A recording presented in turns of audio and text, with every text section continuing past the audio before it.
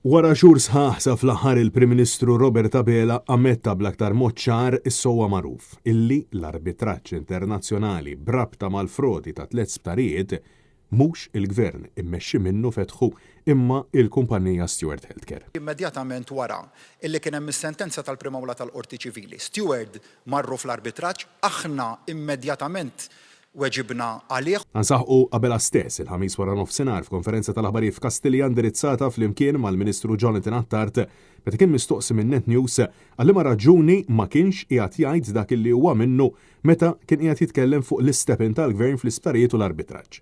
Mal-ġurnalisti preżenti Robert Abela qal illi mas-sentenza li ngħatat mill-Prim Awla tal-Qorti Ċivili lura fi frar tal-2023 huwa ħall l-isptarijiet lura f'idejh.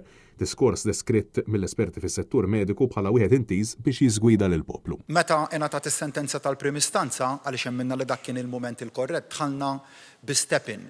Dan ma huwa assolutament minnu xejn. Kif fis-16 ta' Marzu tal-2023 meta Stewart Healthcare itterminaw il-kuntratt mal-Gvern Malti bil-Gvern jieħu fidejh l-isptarijiet 5 ijiem wara, ċoe b'reazzjoni għall-aġir tal-Amerikani u grazzi għall-kawża li kien fetaħ id-deputat Adrian Delija. Mistoqsi mill-ġurnalisti preżenti dwar kemm qiegħed jitlob il-Gvern minn Stewart Healthcare, ċoe kemm il-mijiet ta' miljuni ta' euro serqu minn bowt il-poplu fi frodi jekk mhux 400 miljun euro, il-Ministru Attard ma rridx jgħid eżattament l-ammont u qal li se jippruvaw jagħmlu minn kollox biex iġibu l-flus lura.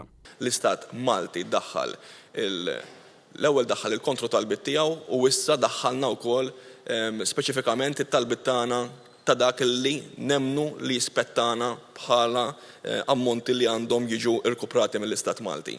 Et nassiguraw li dak kollu li jista' jiġi rkuprat f'isem l-Istat Malti dan iseħħ. Dan prattikament f'ammissjoni li huwa minnu li serqu mit-taxxi tal-familji Maltin u Għawċin mhux għax kien bżonn iżjed evidenza mill-fatt li l-isptar San Luqa tħalla abbandonat f'dak l-istat u illi l-isptar ġid f'Għawdex baqa' ma sarx fost oħrajn.